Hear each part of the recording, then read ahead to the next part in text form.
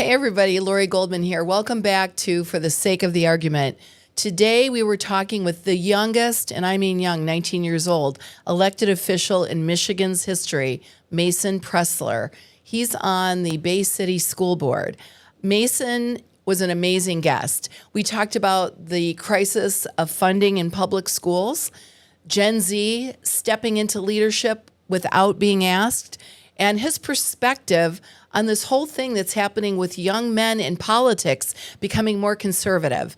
It's a wild interview. You're going to love it. Please tell your friends and catch me on YouTube, Facebook, Instagram, all the podcast things, and my favorite, TikTok. Yes, I'm old and I watch TikTok.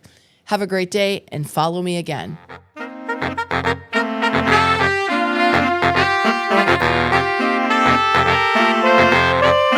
Welcome, Mason Pressler. Thanks for coming today. Thank you for having me. And you came all the way from Bay City. Yes, I did. That is a long ride. How long? It's about hour 45 minutes with the traffic, probably 2 hours. Okay, well, appreciate you being here. And the reason you're here, why did we choose you? Who are you? Why do we care? I'll tell you. You're 19 years old, or shall I say 19 years young, and you're the youngest elected official in Michigan's history, and you were elected to the Bay City School Board. I want to know, and I think everybody that's listening wants to know, why did you run? And why did you choose the school board specifically? Last year, I graduated high school, start of June. July 1st, I turned 18, and I had 22 days to get signatures to get on the ballot. You had to get between 50 and 100 signatures. I got, I think, around 70, filed them at the county clerk's office. There were 7 of us that ran for 3 spots, including all 3 incumbents ran again.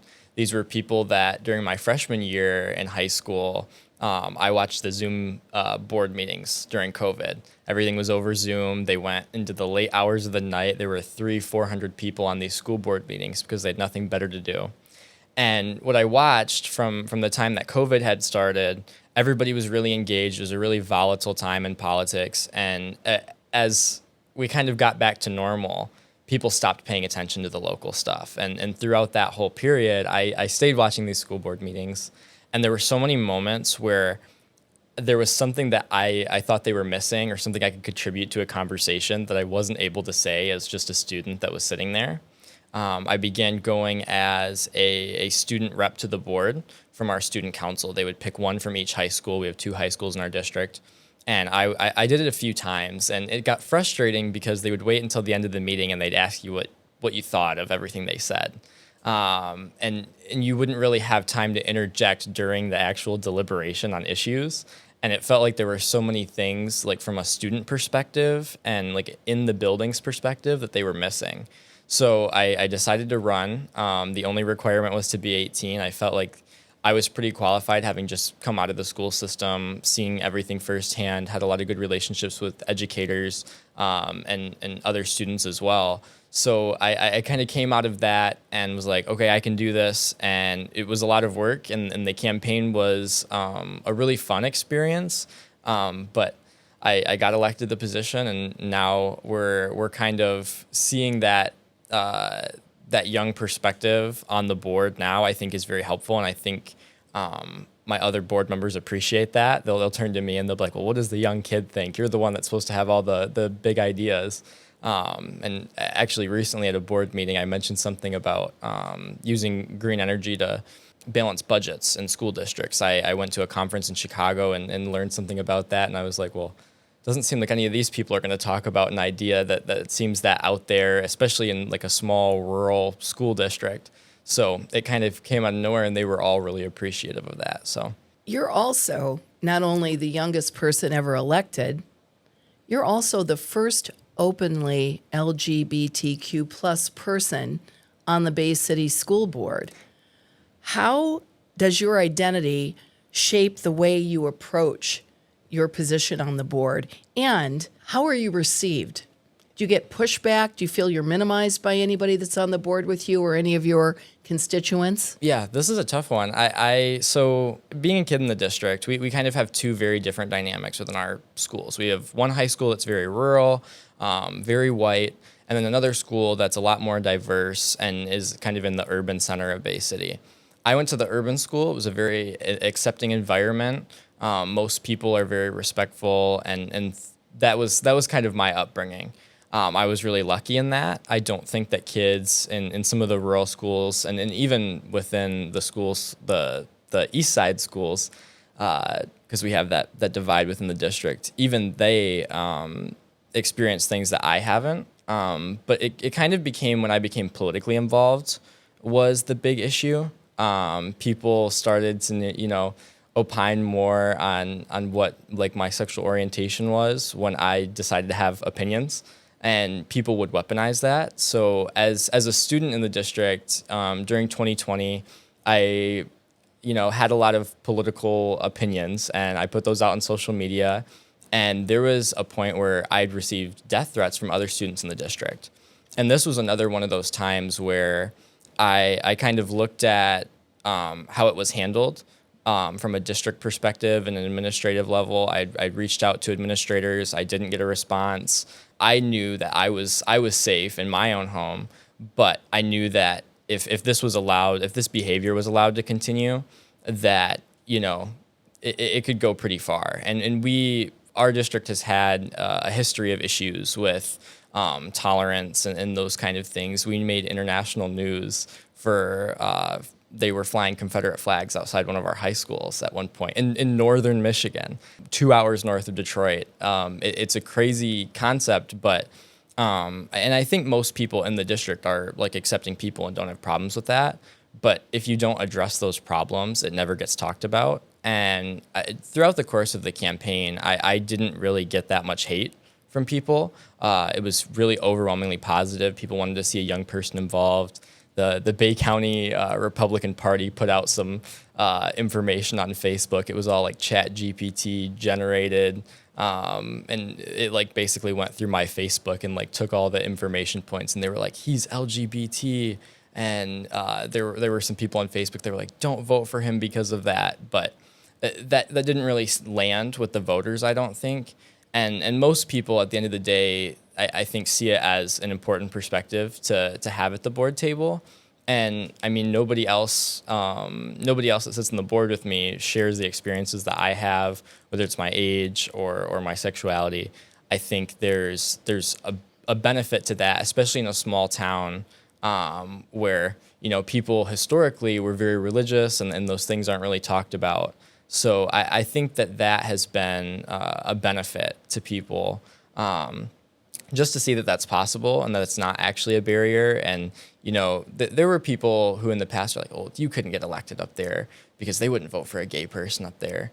And I think that proving that wrong, there's so much value in that for like the community moving forward, especially at a time where we're trying to bring in younger people because we've lost population in that area for so long. So to bring in younger people, make sure that they know that they're accepted. I think that's so important for even like the local economy and like the longevity of the school district and the city itself. Because you risked and you ran for this office and you won, right. You've broken through for not only young people, but people in the LGBTQ plus community. And I think that is pretty fucking amazing. Michigan schools, as you know, because you were just in them, are in crisis after years and years of disinvestment. What do you think the biggest challenges the Michigan schools are facing? Yeah, I think the financial challenge is the biggest one. I think we have, in the past 40 years, it's a fact that we've disinvested from schools in Michigan. And we see that at our board table when tonight, at tonight's meeting, we're going to have to vote on taking out a loan so we can do payroll.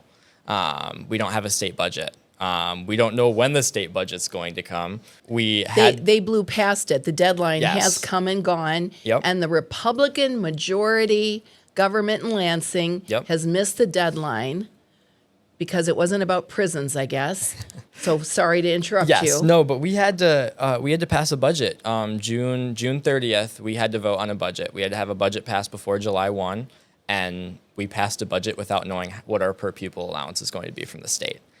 And it doesn't sound like anybody in Lansing has really been the grown up and put their belt on and said, hey, like we need to get our shit together and make sure that schools are funded. So now all of these local school districts are just kind of waiting and not hearing anything. It's really frustrating right now.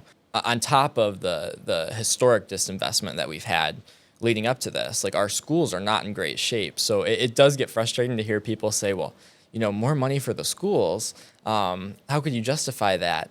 And just walk through our buildings. It's rough. Talk to any one of our teachers. They're struggling, and we're understaffed. Our district was forced to lay off staff because we don't have the funding to continue at the rate that we're going, and it's hard to articulate that to people. They're like, "Why are you firing people as a district?" And it's hard to answer because those people are essential. We do need those people. We need more people, actually. But we're stuck kind of explaining why we're not able to fund these things when the real reason is Lansing doesn't want to give us any money, and it seems like education isn't a priority for them. So even though many of them were on public school boards. My current state rep was on a public school board. All 3 of his kids went to public school, and he is one of the ones who voted for that proposed package that would have cut education funding. His kids are out of school now. He's got 1 kid still in school. It doesn't make sense to me. No, well, a lot of that doesn't make sense. What I want to know is if the budget that you have put together isn't able to be covered when they finally do get out to do their jobs and pass a budget in Lansing, what will you do? Who goes first? Do you start cutting teachers? Do you start cutting administrators? What goes? I know we're not even going to talk about infrastructure. Right.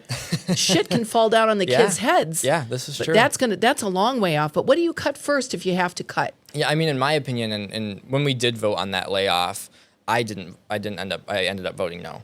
And it was kind of presented to us as we need to cut from somewhere.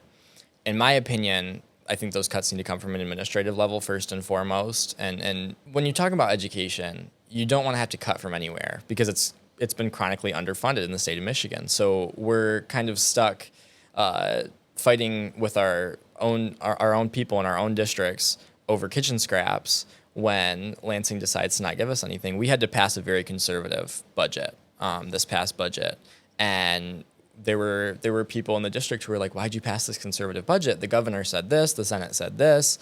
But at the end of the day, I have a lot more faith in the Republicans in the House. I have a lot more faith in Republicans to be Republicans than Democrats to be Democrats. And that's my worry right now, is we don't get help from the state, and we're stuck having to decide, who has to go first when we are already struggling.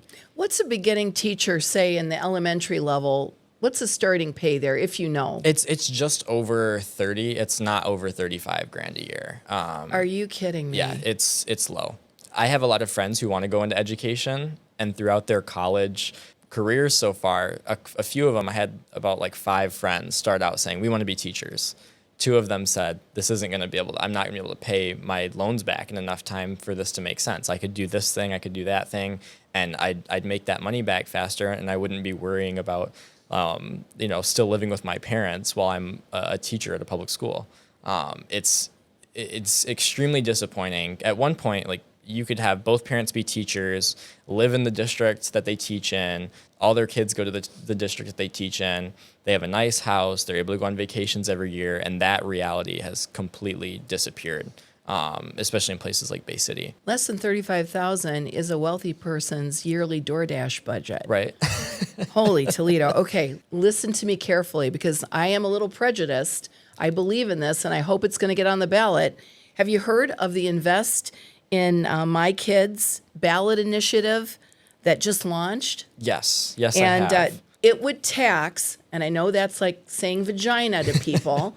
Tax is a dirty, filthy word, but it would tax families, a couple making over, don't cry everyone, $1 million a year. Okay, even people that make $35,000, they seem to think they can make that million the next time around.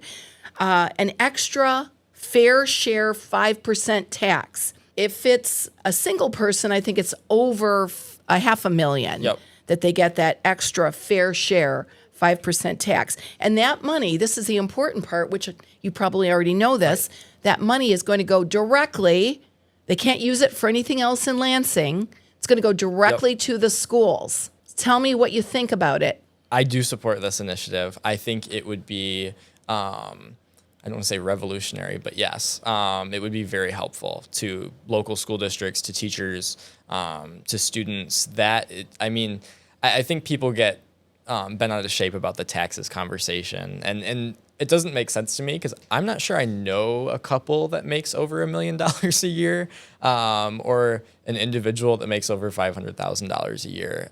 It's a very small portion of the population. And at the end of the day, when you take 5% from that $1 million, that's nothing to them. They're way beyond what they need to survive, and they have a boat and 2 houses, and they're living a great life. And we have kids that have to go to school to get a meal. So I think we can totally justify something like this and taking money from those super wealthy people to fund our education system, which, again, we've already went over, in Michigan is historically underfunded. So I think it's kind of a perfect example, and a perfect question to ask people, like, what are your values? Like, do you think that we should have well-funded public schools? A lot of people, and honestly, there's more of us than wealthy people, so making them pay more taxes, it doesn't seem like that big of an issue to me. And at the end of the day, that's not going to hurt their bottom line. It's just investment into the community that we all know is needed. But you're in a unique position as a young person on the Board of Education. You're making education policy while you're barely out of school yourself. What do the older people on your board, what do they miss? What do you think they miss about what it's like to be a student today? Right. I think that it's very different than it was. I mean, on my board, I don't want to age them, but I do want to know. Give me a general age range. Our next youngest board member is a couple years younger than my parents, and my parents are 42 and 44. They're children too. And everybody else is over 50. So we have, these people haven't been in school for many years. A couple of them were educators. So they have some experience from that kind of perspective. But the way that public schools are now is very different than what it used to be, especially in Michigan, where we've had this funding problem. So, none of these people remember a time where you had a cell phone with you in your school, and people were scrolling on TikTok constantly. The vaping problem wasn't an issue. I'm sure people smoke cigarettes, but it's a very new time within education. And, everything, there's AI now. I don't think any of these people could have even imagined AI when they were in school. I'm just now seeing it kind of in the college realm, and there's professors that are like, well, here, look at this AI tracker, and if you use Grammarly, make sure to turn off this certain AI feature on there so you don't get flagged for plagiarism. It's a very different time now within education, even from just a few years ago when I was in middle school. I wasn't thinking about AI. We had the COVID pandemic. And that really threw a wrench in my high school plans. But all those kids who were in elementary school when COVID happened are in middle and high school now. And we're kind of seeing the effects of that on top of all this technology that's kind of been infused into schools. And we have definitely, when it comes to decision makers and even educators, a much older constituency of people. So they're kind of stuck dealing with this, while the kids, the kids aren't exactly qualified to figure out all these tools, but oftentimes they understand them better than the adults do. So there's definitely a learning curve there. Yeah, I think it's a great marriage of people your age with experience, having just come out of school, and older people with a track record of having faced certain problems. But you're Gen Z, is that right? Because Yes. there's a whole alphabet of us now. Yes. So you're stepping into leadership. Your Gen Zers are stepping into leadership faster than any generation before. You aren't waiting your turn. Do you think your generation will reshape Michigan politics for the better? I hope so. I really do. And I think There's a few moments where my friends will kind of, and I'm on the more politically engaged side of things for sure, but there's some moments where I'll talk to my friends and I'll kind of have the thought, okay, the kids are all right. And people will ask about this issue or that issue, and should I care about this? And this is how I feel about this thing. Is that right? Do I have the right understanding of this? And I think part of that is just having so much information at your fingertips all the time. Whether it's TikTok or Instagram or whatever, people are very informed. And there's, of course, problems with misinformation that come with that, but that's any sort of information gathering anything. We're kind of watching a whole generation of people who has always lived with social media, and that's a very new thing. So I think that people know what they believe. People have their minds made up, and they're kind of just figuring out how to get involved.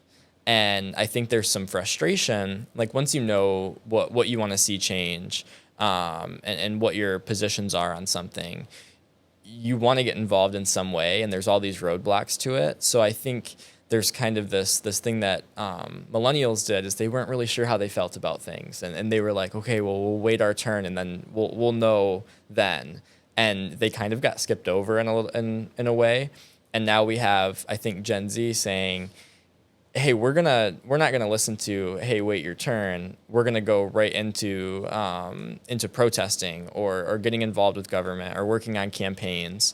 And it's been a very heartening thing to see for me, because a few years ago I was in high school with these kids, and I was like, oh my gosh, they're not gonna get involved. And now I have friends asking how they can get involved and where they can get involved. And I think part of that is a few people doing what I did, and not really listening to the wait your turn. I mean, in my election, all three incumbents ran again. There wasn't an open spot. I had encouragement from people, but there was no kind of like establishment pipeline. And that's what happens a lot with young people is they're kind of sat to wait their turn, and then as somebody else moves up, they get moved into these positions, and then they're kind of accountable to this establishment machine that like created them. So when they have kind of their own opinions, they get the finger wagged at them and said, well, who put you in this position? And I think the unique thing to the people who are like my age now getting involved is they're not really accountable to that. They're accountable to the people that elected them, and to change things for the better, because they're the ones that are going to have to deal with it in the long run. So I think that's part of what we're seeing right now with the upswing in youth engagement. So with every little victory, I think the New York City primary was a big one for mayor. There was a lot of young people who were kind of like residually involved and maybe pay attention, and then something like that happens and everybody like kind of pauses and they find ways to get involved from there when there's those big kind of breakthroughs. And I think we've been seeing a lot of them recently. Do you think, like, the party structure, Democrats and Republicans like you to court them and listen to when they want to plug you in? You guys aren't doing that. Yes. What do you think? Older electeds in Lansing and in D.C., do you think they find you threatening, young people coming in and not listening to wait your turn? And what are you going to do about it? Do you feel threatened by that? I think there's definitely a mixed response. I think we've seen that with some of these like congressional primaries, and you're kind of seeing like some insecurities like show their faces when it comes to some of these older elected officials.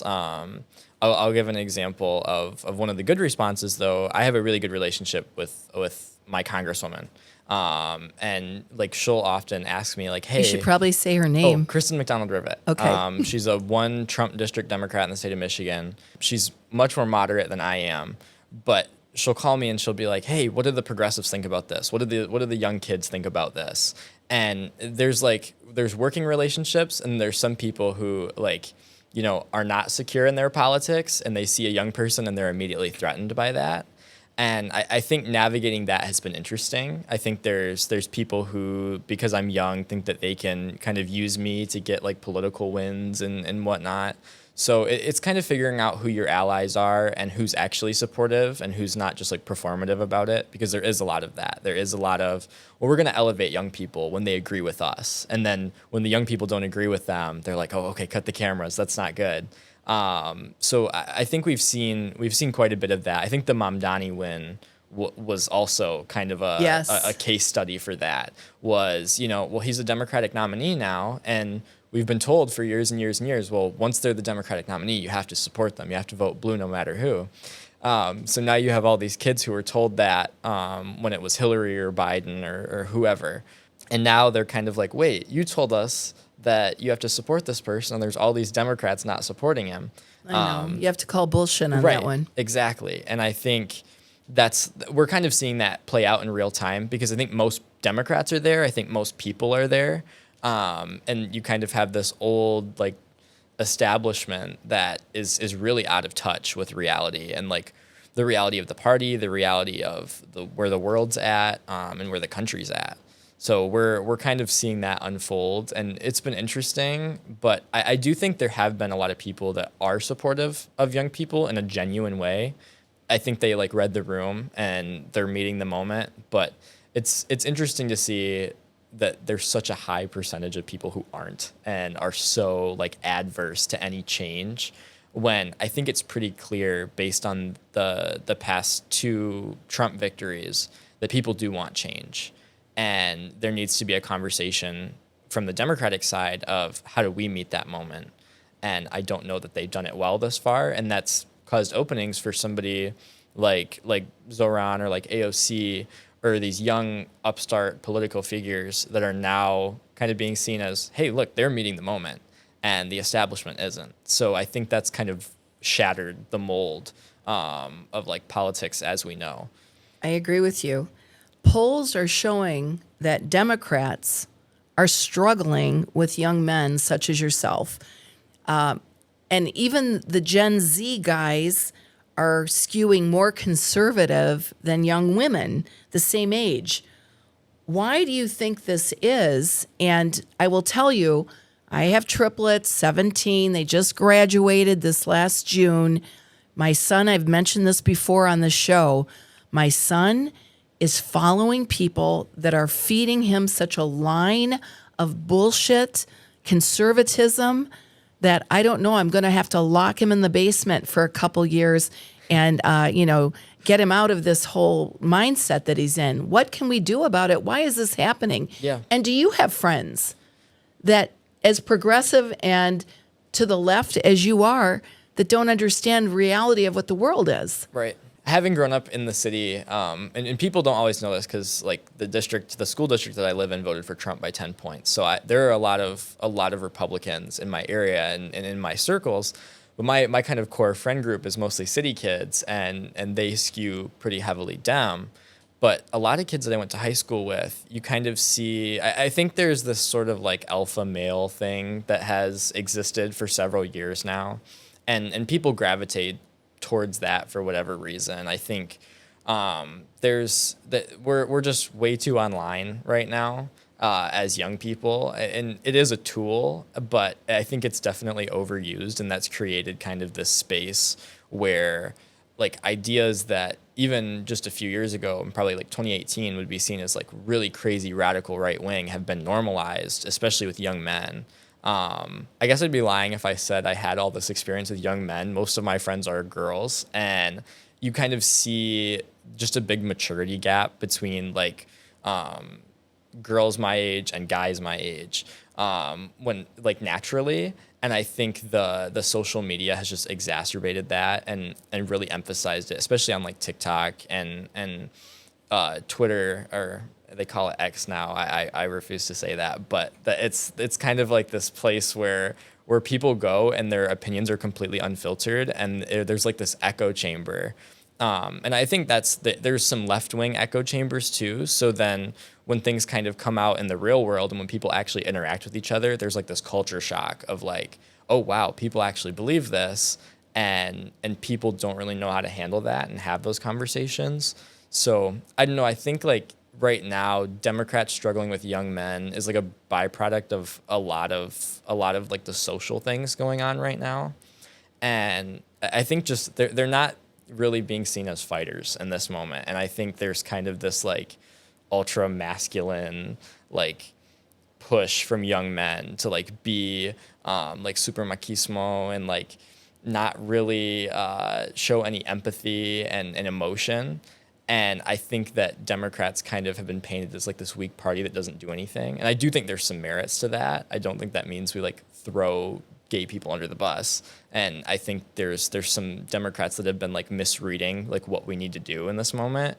And I think showing like any sense of fight on like a material level is how you win people back. But instead, we've kind of seen this knee-jerk, like cultural reaction of like we need to compromise our values on this, and we need to throw trans kids under the bus, and we can't talk about immigration because it's not popular. And then as things kind of continue, especially with the Trump administration right now, Democrats are like missing the moment, and then afterwards they're like, oh, we missed our opportunity, and then they try to overcompensate, and they just kind of get left out to dry because they've been saying the whole time, well, you know, we'll sit back and we'll wait and see what happens, and they kind of miss out on any opportunity they had to be like a real opposition and like be seen as that kind of like strong oppositional force to Trump, because at the end of the day, people appreciate that Trump is like the strong man. And Democrats are like incapable of doing that. They're way too calculated. And it's not like, oh, they have empathy, so that's why they act that way. You can have empathy and still, actually show what your values are. But there's way too much like calculation, I think, in how Democrats have been moving recently. And people see that as inauthentic. And I think that's like the key issue that underlies all the other issues. What would you say to the Democrats, whom I think our messaging has been weak for so long? If our Democratic messaging was a person, it would be a guy tied up with duct tape in some grandmother's basement, because that's how ineffective we've become with our messaging. Give me a short synopsis. What's the message, Democrats? Tell us. I think it's affordability and the cost of living. I think that's number one. I think we have right now, we saw the Mamdani win. And I keep referencing it because it's like the big cultural thing right now within the party, and like the big, like Joe Biden said, like battle for the soul of democracy or the country and democracy. And I think like we're watching a battle of the soul for the soul of the party right now, and you kind of see this focus on affordability. And a lot of people from especially like my neck of the woods have been like, well, you know, that can work in New York City because it's New York City, it's a big city, they'll elect a socialist. And I think people are kind of missing the fact that he did well in this new demographic of like these new Trump voters, this multiracial working class voter who is experiencing like economic distress. And that's most people right now. Like I'm rifling through my wallet trying to make sure that I have enough money to pay for gas, and that's everyone in this moment. And Democrats kind of glossed over that issue last year. I mean, they really didn't touch any issues. So I hear people we were say, strong on transgender operations in prison, I think. Right. And but that was like they controlled that narrative, and they were like, this is what the Democrats believe. And Democrats didn't push anything back. They just kind of like fell over. And, you know, after the fact, we're like, well, why didn't you vote for me? And it was like, what did you believe? And I was having trouble articulating to people, why should you vote for Democrats? Because all they really were giving us was, well, we're not Trump. And there was no real vision for the future and like how they were going to like address people's material needs. So I think it's interesting that we see kind of this, well, you know, you can't be that radical. You can't go out and say those things. But these kind of radical candidates, and Abdul El-Sayed is another one of them right here in Michigan, people are saying he can't win. This is a swing state. He's too left wing. And when I hear him speak and when I see him talking to voters, even Republican voters, I don't see somebody who's like on the left or on the right. I see somebody that's talking about issues that matter. I agree. And I think that's what Democrats have missed in the past. And like it's funny to see kind of the progressive wing take up that like populist kind of flank, because that's where people are. That's where you need to be to meet people. And the party historically hasn't done that. And it's interesting to see, well, we need to win those Liz Cheney voters in the suburbs. And we tried that last year and we saw firsthand that it didn't work. So I don't know how that can be your like takeaway from it, but I've seen that from people. And then in contrast, when I talked to voters on the ground, when I was knocking doors last year, it was, I can't afford my groceries. Right. And most voters that I talked to, like before election day, I was like, they are going to look at the gas pump before they go to the polls, and they will vote based on that. Right. They're going to think about how much money is left in their bank account, and they're going to vote based on that. And while I think Democratic policies typically are more beneficial to working class people, Democrats are not good at messaging that. No. And they haven't been for a while. And if that doesn't change, I don't know how the party is going to continue and to win in the future.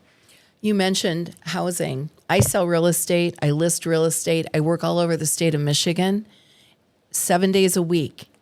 I'm trying to find housing. Do you know what entry-level housing is? Yes. Now, between 150 and 250,000. Are you kidding me?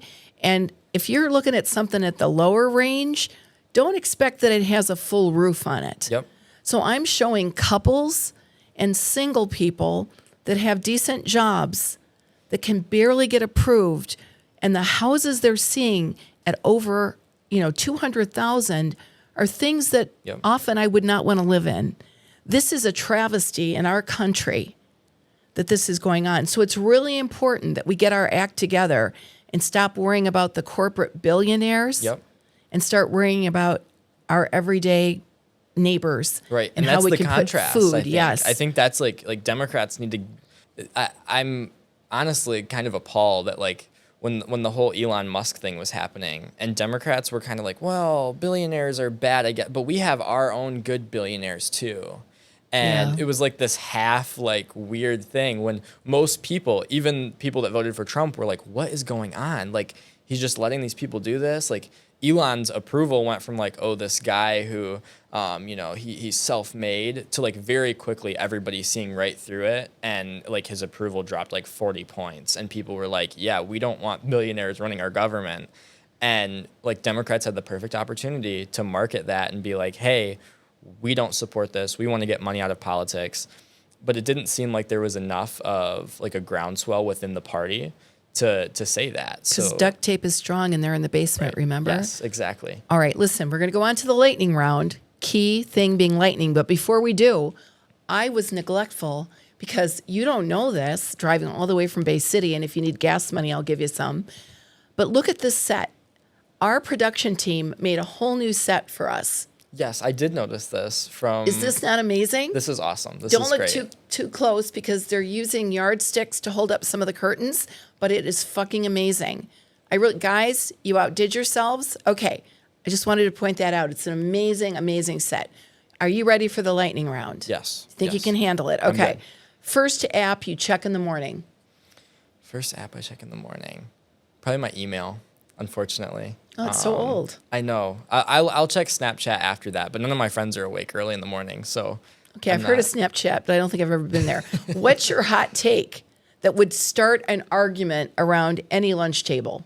I don't think... Okay, this is like really controversial. I don't think that heterosexual men should be able to dress like gay. And this is like growing up in a rural area. Like when I go to a city and these like girls are bringing their boyfriends around and he's dressed like what people stereotypically think of as gay. Well, give me an example because I feel don't like know. I'm getting baited. Like I feel like this is like... What would that be? I don't know. Like, give me some... I mean, So like the baggy jeans are in right now.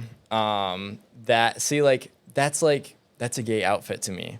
And then you have like this girl with her boyfriend and I'm like really confused as to how this works. But I don't know. That's like my biggest like social thing that I get so mad at like people my age about. It's like my culture is not your costume, okay? Like that's where I'm at with. You have to earn that. So that's why costume. I don't know. I'm a small town person at heart. So like I go to Chicago and I'm like, who's gay and who's not, and I can't tell, and that's frustrating. I totally get you. Okay, I get you now. Okay, so say you're in Congress and you could pass any bill, and I mean any bill, with the snap of your fingers. What piece of legislation would you pass? Well, I think, because you can just add everything into a bill, and that's how they do things now, is they just have this big, I like how you slot think. piece of legislation. But if like one key policy issue that needs to change, I think is the money in politics component and like overturning Citizens United, and because that kind of creates all the other issues. I'd love to say like, okay, everybody gets Medicare for all, like that's number one. But if you kind of allow the lobbying and the money in politics to continue, then they just do away with it in a few years anyway. So You're I absolutely think, right. Money out of politics. Yes. I don't know if we'll see it in my lifetime, but we should. Who's Gen Z's political hero or heroine? Oh gosh, I don't know. Or is it both? It depends. I think, Bernie Sanders is popular with everyone right now, which is like, okay, everybody has like buyer's remorse after the past 8 years. But I think, or actually 10. pushing, 10 years now. Jeez. I think young people want somebody that's authentic and inspiring. I think AOC is meeting that moment. I don't think she'll run for president in 2028. I think that there's a lot of young people that want her to. I don't think she will. I think she could. But I think that people just want authenticity. A lot of people like Rashida Tlaib. I was at the DSA convention in Chicago, and everybody just loves her because there's something authentic about that, about like real politics, and people hate like the status quo right now, especially young people. But I think that's everyone right now. Everyone's frustrated. I agree. And you know what? I love the idea when a man such as yourself, will put a woman forward as a potential presidential candidate. I tend to trust women as leaders more than men. Well, of course. But you know what? I don't know. I think we could elect anyone without a vagina easier than we will ever elect a woman, unfortunately, as president, which is really horrible. Yeah. It's egregious. I will never get over it until the day I die. Last question. Give us one piece of advice for all the young people that are listening, and please make sure more young people listen to me. Give us a piece of advice about what they should be doing or thinking, or how they can do what you're doing, being a trailblazer, getting into politics to save our world. I would say get involved. Go to the meetings. Go to the party meetings. Go to the DSA meetings. Join DSA. That's my little plug for that organization, which I think is they don't know what that is. Democratic Socialists of America. They're about to elect a mayor of our biggest city, which is going to be awesome, and I'm excited for it. And I think like now is the time to like show up to your county party meeting.